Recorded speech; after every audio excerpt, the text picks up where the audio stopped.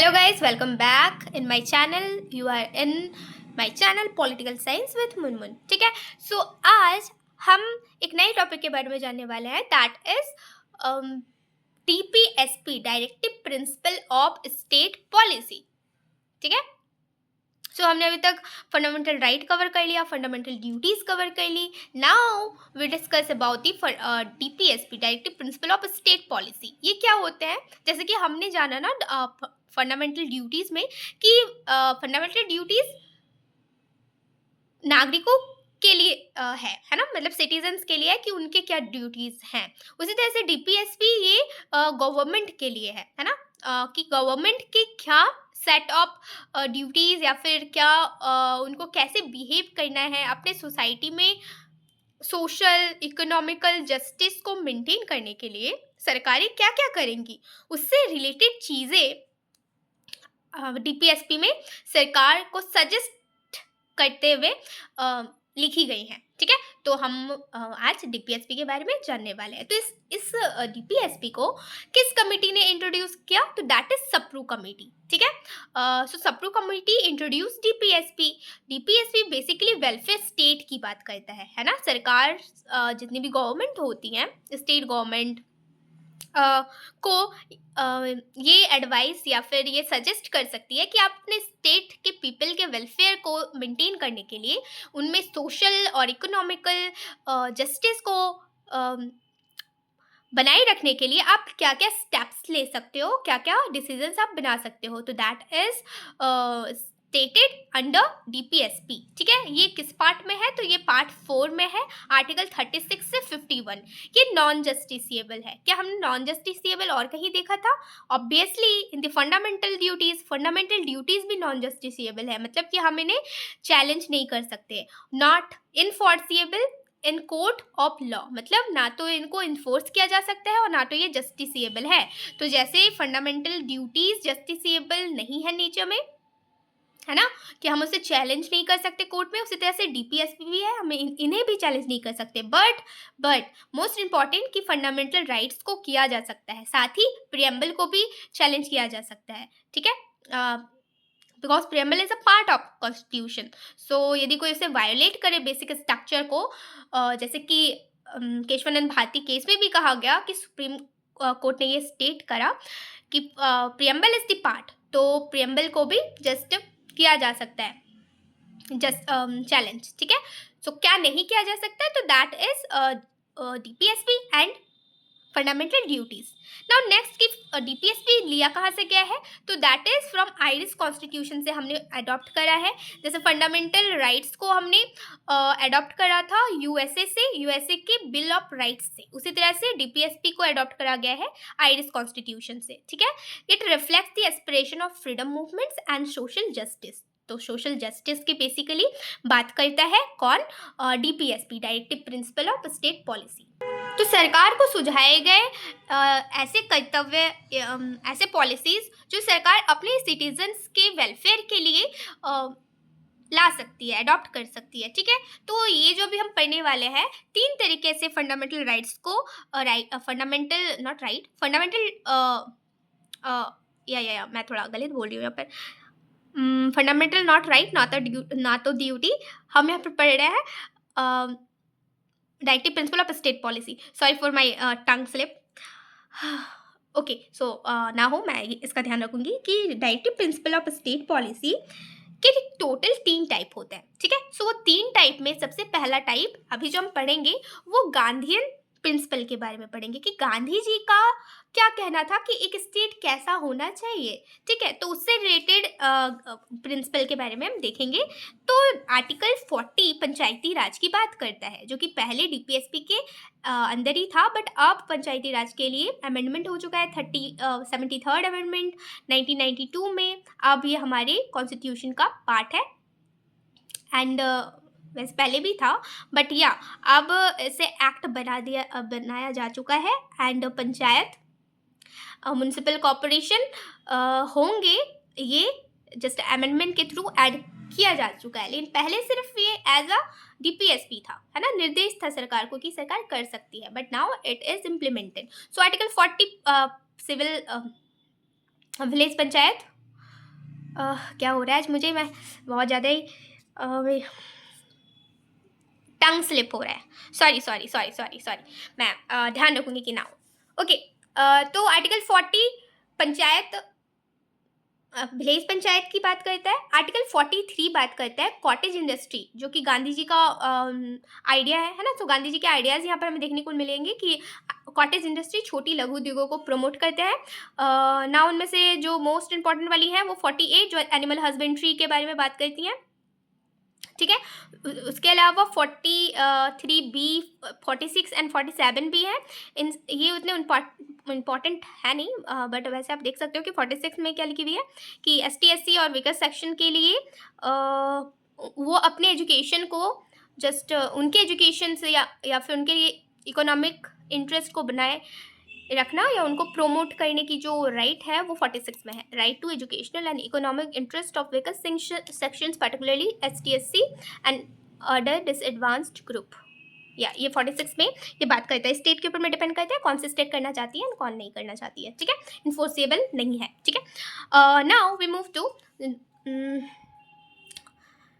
Socialist principle. अब socialist principle के according to DPSP में क्या क्या जोड़ा गया है। सोशलिस्ट बात करते हैं आर्टिकल 38 में वेलफेयर ऑफ द पीपल्स की, कि पीपल्स के वेलफेयर को प्रमोट किया जाएगा, क्योंकि सोशलिस्ट वेलफेयर ऑफ पीपल की ही बात करते हैं, राइट। 39 में बात करी गई है कि सिक्योर करी जाएगी livelihood, resources and equal pay for equal work, equal pay for equal work, ये आर्टिकल 39 कहता है। 39A लीगल राइट की बात करता है ना। Free legal not right aid, free legal aid, मैंने मतलब कि किसी के पास यदि फाइनेंशियल इशू से वो गुजर रहा है तो उसे free financial aid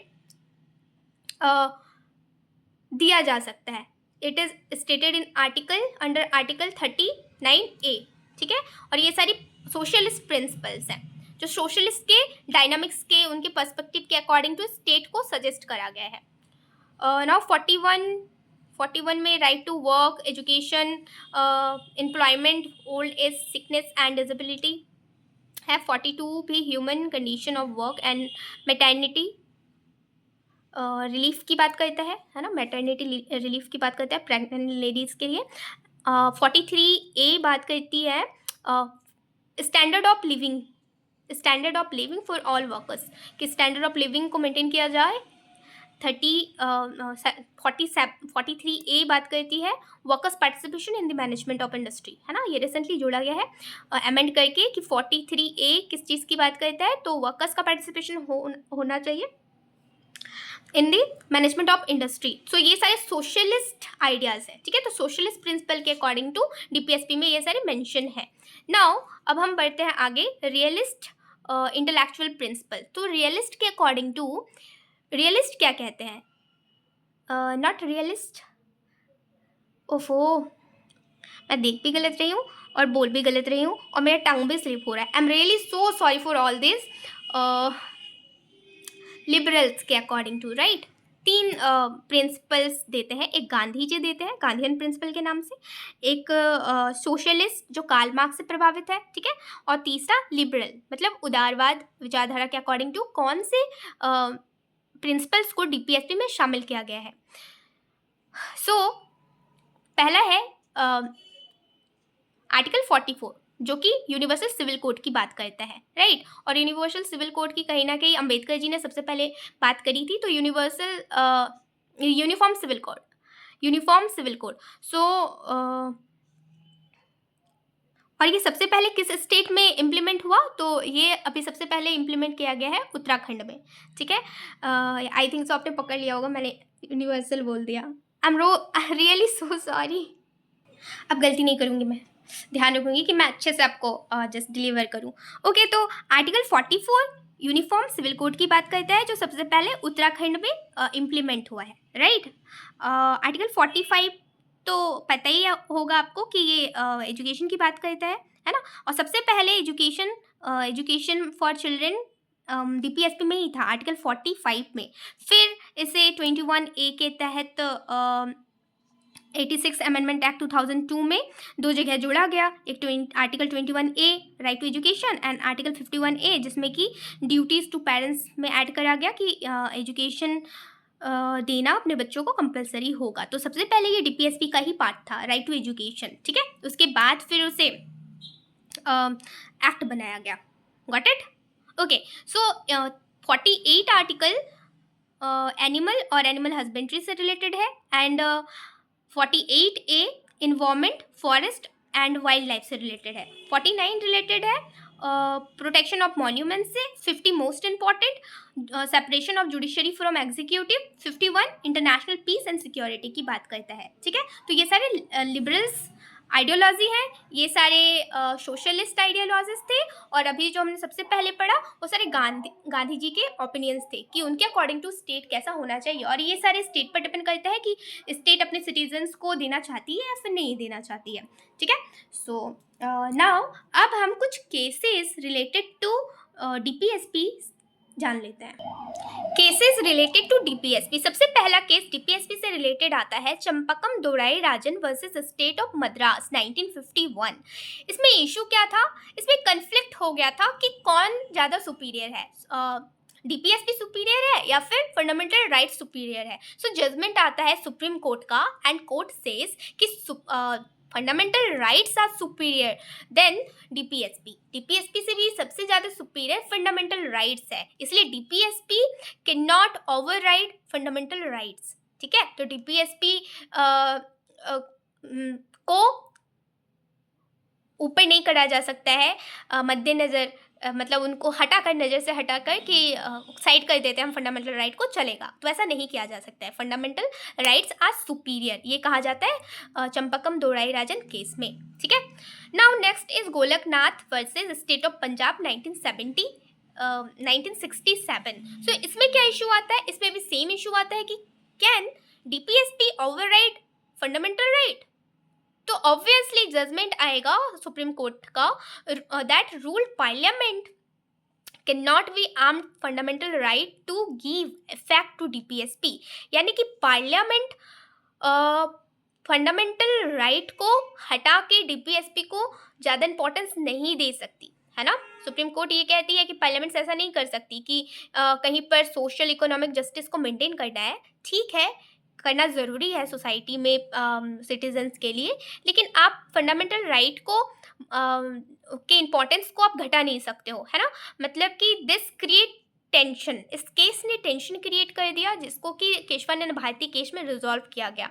1973 Keshavananda Bharati case ने ये कहा कि बैलेंस इज नेसेसरी, बैलेंस बहुत ज़रूरी है। Do not harm basic structure, basic structure doctrine को हार्म नहीं किया जा सकता है, बिकॉज प्रियम्बल ऑफ इंडिया जो कि कॉन्स्टिट्यूशन का पार्ट है वो कहती है कि fundamental rights are the part of constitution, right? Are the parts of basic structure. So fundamental rights are the parts of basic structure, so it cannot be altered. यदि आप अपने अकॉर्डिंग टू समय के अकॉर्डिंग टू उसको बदल दोगे, आप कभी बोलोगे कि डीपीएसपी ज़्यादा इंपॉर्टेंट रखती है, फंडामेंटल राइट को रहने देते हैं, लोगों के राइट्स को वायोलेट भी हो तो भी चलेगा, लेकिन जस्टिस ज़रूरी है, सोसाइटी में इक्वालिटी लाना ज़रूरी है, तो ये अनफेयरेबल होगा, है ना। तो बेसिक स्ट्रक्चर को आप हार्म नहीं पहुंचा सकते, ये केशवानंद भारती केस में कहा जाता है। सो ये क्लियर कर दिया जाता है कि बैलेंस जरूरी है, फंडामेंटल राइट भी उतने ही जरूरी है एंड डीपीएसपी भी उतना ही जरूरी है। नाउ नेक्स्ट कुछ अमेंडमेंट्स जो डीपीएसपी से रिलेटेड लाए गए थे, that is 42nd amendment act 1976। इसमें क्या करा गया था? 39A, आर्टिकल 39A को ऐड करा गया। 39A किससे डील करता है? फ्री लीगल एड से, ठीक है। 43A आर्टिकल जोड़ा गया जो कि वर्कर्स पार्टिसिपेशन इन मैनेजमेंट की बात करता है, एंड 48A ये इन्वायरमेंट प्रोटेक्शन की बात करता है, आर्टिकल 48A, ठीक है। तो ये तीनों आर्टिकल 42nd अमेंडमेंट एक्ट 1976 में जोड़ा गया है। क्या क्या जोड़ा गया है 42nd अमेंडमेंट एक्ट 1976 में? ये बहुत इंपॉर्टेंट क्वेश्चन बनता है, क्योंकि ये सारे के सारे हमारे डीपीएसपी के पार्ट डीपीएसपी थे, है ना, और इनको जस्ट 42nd अमेंडमेंट एक्ट के थ्रू ऐड करा जाता है, मतलब अब ये सारे एक्ट बन चुके हैं, right. So free legal advice article 39A, workers participation in management 43 article 43A and 48A environmental protection, ठीक है। नाउ 86 अमेंडमेंट एक्ट 2002, ये मैं बहुत बार बता चुकी हूँ कि इसमें शिफ्ट किया गया राइट टू एजुकेशन को आर्टिकल 21A में from DPSP to fundamental rights. तो अब ये राइट्स बन चुका है, ठीक है, तो अब ये राइट है। Now next Kesavananda Bharati case, ये तो बता ही चुकी मैं कि स्टेट ऑफ केरल 1973 में बेसिक स्ट्रक्चर की बात करी गई कि do not harm the basic structure, क्योंकि फंडामेंटल राइट बेसिक स्ट्रक्चर का ही पार्ट होता है। Minerva mill case versus union of India 1980 में बात करा गया कि रिफॉर्म्ड करा गया फंडामेंटल राइट्स एंड डीपीएसपी कि दोनों ही कॉम्प्लीमेंट्री होते हैं एंड मस्ट बी बैलेंस, दोनों का बैलेंस जरूरी है, कोई किसी से सुपीरियर नहीं है। बट हाँ, यदि दोनों की बात करी जाए, ऐसे कन्फ्लिक्ट वाला सिचुएशन हो, तो उस केस में सुप्रीम कोर्ट ने चंपकम दोराई राजन केस में ये क्लियर कर दिया था कि यदि कन्फ्लिक्ट की सिचुएशन आए और दोनों को ही दोनों में से किसी एक को चुनने की बारी आए, तो फंडामेंटल राइट को ज़्यादा इंपॉर्टेंस दी जाएगी, ठीक है। नाउ एक केस और आता है MC Mehta versus union of India 1987। सो इस केस में क्या कहा गया, सारे के डेट्स बहुत इंपॉर्टेंट नहीं होते, बेसिकली आपको गोलकनाथ, केशवानंद भारती एंड चंपक दोराई राजन, ये सारे आप डेट्स याद रखना। 42nd अमेंडमेंट एक्ट के ईयर्स याद रखना, उनके ईयर्स है ना इंपॉर्टेंट हो जाते हैं। बाकी सारे के देखने ज़रूरी नहीं है, लेकिन फिर भी आप करे चलो, यदि आप कर सकते हो तो अपनी फिजिबिलिटी और अपने मेंटल पावर या कैपेसिटी के अकॉर्डिंग टू, तो वो और भी ज़्यादा अच्छा होगा। सो MC मेहता केस में कहा जाता है कि इन्वायरमेंटल प्रोटेक्शन की बात करी गई, इन्वायरमेंटल प्रोटेक्शन की बात करी गई, और वैसे हम जान चुके हैं कि इसे आर्टिकल 48A में 42nd अमेंडमेंट एक्ट के तहत जोड़ा गया। तो this is all about directive principle of state policy. तो आई होप सो कि आपको बहुत कुछ समझ में आया होगा directive principle of state policies के बारे में, कि ये नीति निर्देशक तत्व होते हैं जो सरकार को दिए गए हैं स्टेट के वेलफेयर, स्टेट को चलाने के लिए वेलफेयर हो ज़्यादा से ज़्यादा लोगों का, जस्टिस को मेंटेन किया जा सके, सोशल और इकोनॉमिकल जस्टिस को। एंड 3 टाइप से है, एक गांधी जी की आइडिया में क्या कैसे कैसे एक अच्छे स्टेट को जस्ट इस्टेब्लिश किया जा सकता है, लिबरल थॉट के अकॉर्डिंग टू क्या प्रिंसिपल होने चाहिए एंड सोशलिस्ट थॉट के अकॉर्डिंग टू क्या प्रिंसिपल होने चाहिए, और वो किस आर्टिकल में है। तो ये सब हम डिस्कस कर चुके हैं। आई होप सो कि आपको बहुत कुछ समझ में आया होगा, और यदि कुछ आपको क्वेश्चन है और पूछना है तो you can comment down. Thank you.